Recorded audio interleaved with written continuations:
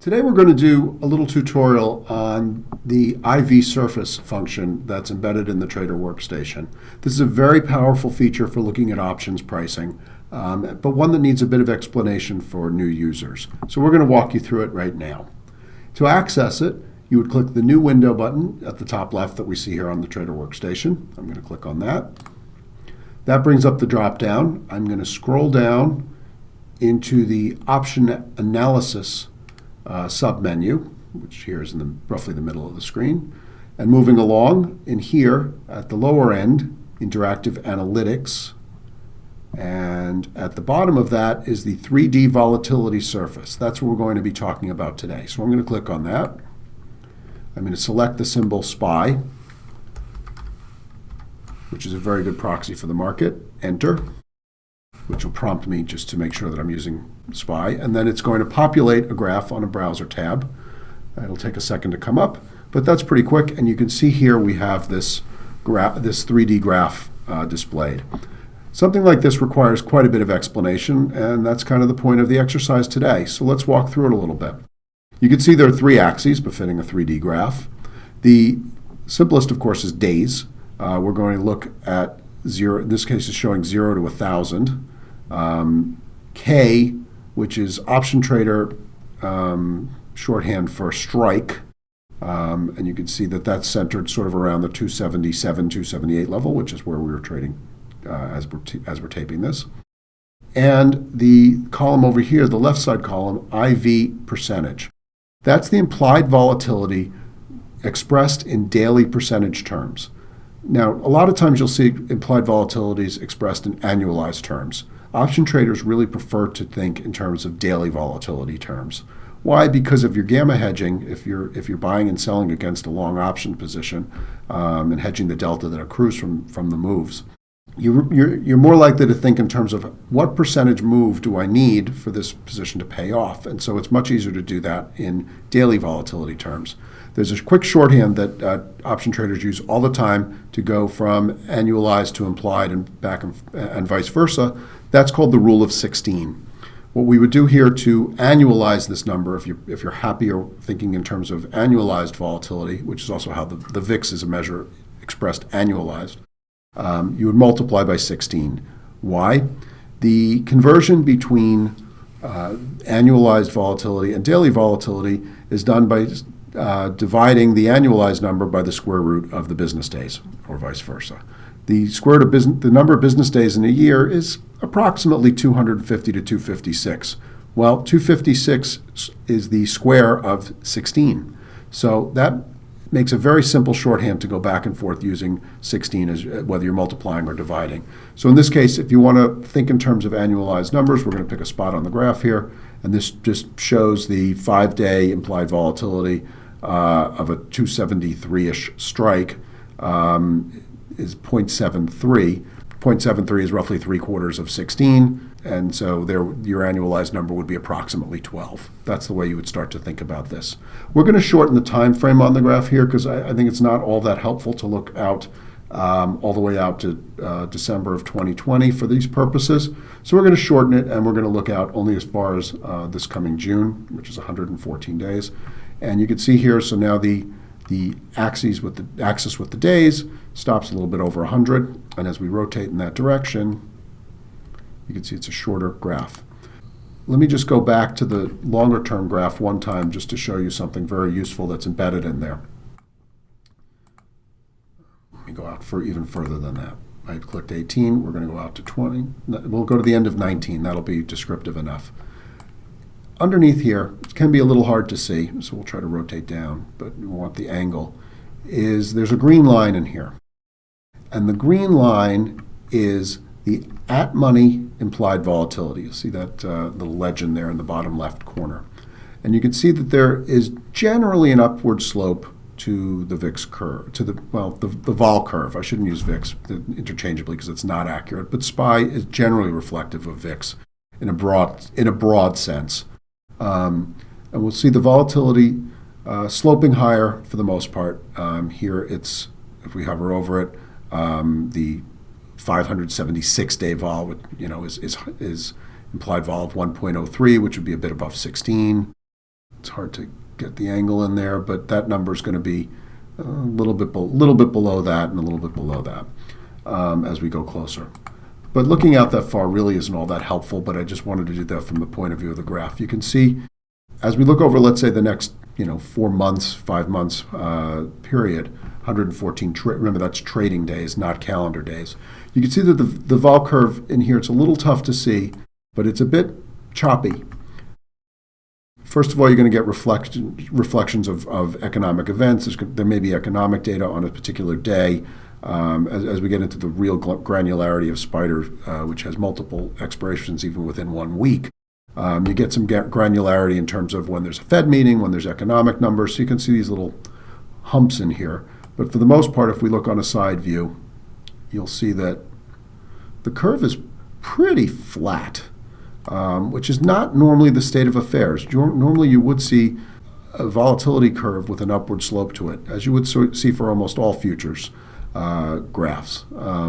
Again, the VIX futures are broadly reflective of the SPY implied vols going forward because of the close relationship between SPDR and SPX. So they track very tightly. But it's a normal state of events, and it's called contango when you have nearer-term futures trading below longer-term futures. It's a function of interest rates largely. Another feature of options graphics that you can see here is the skew. So you'll see that options below the strike price, out-of-the-money puts, where there are no obvious natural sellers as there are out-of-the-money calls, tend to trade with a higher volatility than out-of-the-money call than strikes above the market, which reflects the general fact that there are natural sellers of at-money calls or out-of-the-money calls. Right? People are always trying to write calls against their stock holdings. It's a normal state of affairs. It's a very low-risk trade and a way to reap income from an otherwise stagnant position sometimes. But because of that, because there are natural sellers of calls, you typically don't see them priced as highly, the out-of-the-money options. And remember, because of put-call parity, the put options will follow the calls and vice versa. So there's natural sellers here of puts. It's generally there's fewer natural sellers. It's usually market makers who have to be incentivized to sell them, and they demand a bit of a higher volatility to do so, and that's why you'll see that. Also, there's a natural demand for them. Because people want insurance, especially in some of the times that we've seen recently, insurance can pay off. What we're going to do is let's put a little historical perspective on this, and that's something we can do by clicking this button here that says historical. That'll bring up a calendar. Let's look at where we were a month ago. So we bring up the closest roughly to a month ago. You'll see a few different things as that graph populates. First of all, the midpoint of the strike is a higher number than it was today. That's because the market in general was higher than a month ago than it is now. There's been a lot that's happened over the last month, and that's reflective. You can also see here that the curve, besides being shifted to the right on this graph, meaning that the market was higher, the strike was higher, you just see the general level of volatility is way below where they are today. Well, that also should be fairly self-explanatory based on the movements we've seen. As we turn the curve around, you can see that the implied volatility at money numbers a month ago were way lower than they are now. Just to put it in perspective, that number, the nearest term, we're talking about, it takes a little finesse to hover over it, but we're talking about a number roughly 0.5, certainly just below 0.6. We're talking there about again, using your rule of 16, a number below 10. And that was again, broadly reflective of what we saw. And you can see the volatility curve with a nice normal upward slope, but at much lower levels than we see just a month later. Why? A month ago, really nobody saw any clouds on the horizon. There was a very active group of people who were shorting volatility. Whether or not you'd call those natural sellers or not remains to be seen, and certainly that's an open question based on history. But the perception was, broadly, that volatilities were low, and they were going to stay low, which is why you see the curve all the way out at very low levels compared to where the curve is 1 month later. Also, what you'll see is The shape of the skew is roughly the same. The pattern mirrors itself, although shifted. But again, much lower levels. People were not really demanding the type of protection that they are now. If we went back even further, we might see that even flatter a bit. One of the tells in hindsight of the market before it collapsed in late Jan, early Feb, was that we saw skews start to first widen and flatten. And you can go back over time and play with this and see where the skews went. But that's a very helpful graph to see where we are in perspective. But right now you'll see that we're pricing in a lot more volatility than we were 1 month ago. Well, it might be instructive to see what was going on during the chaos.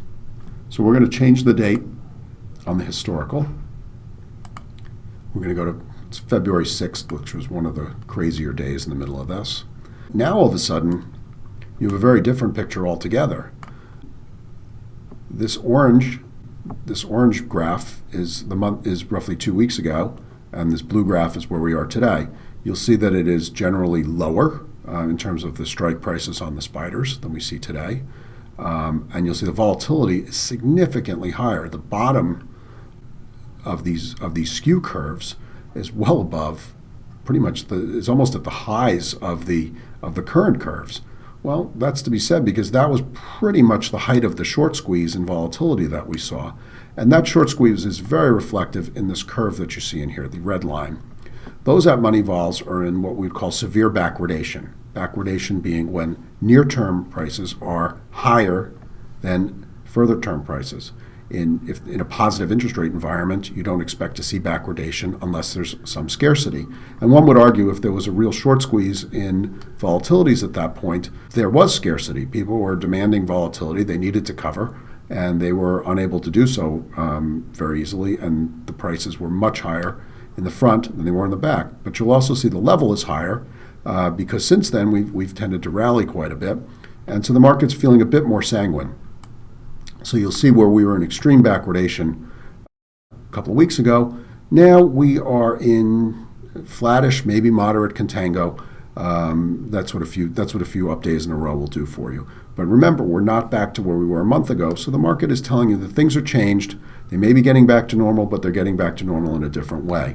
And this is a very good graphic representation of how you would see that stress forming, or how you would see whether the calm is relative.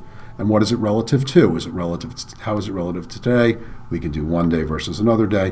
But we can go back and look in immense precision. You can to a certain extent drive yourself crazy with this, but there's a lot because there's so much information here. But I think I've highlighted the ways that you can use this in your trading decision broadly to see how you would price options and how they're looking. You can use this, of course, for individual stocks, particularly around earnings events, things of that nature. But this is a very, very powerful tool. It can be a bit tricky to use for the first time, but realize that there's a lot of information in there. And it's really a trick to distill the information in the way that you find most useful for your trading ideas. I hope this was helpful, and I look forward to speaking with you about further functions as we go ahead. Thank you.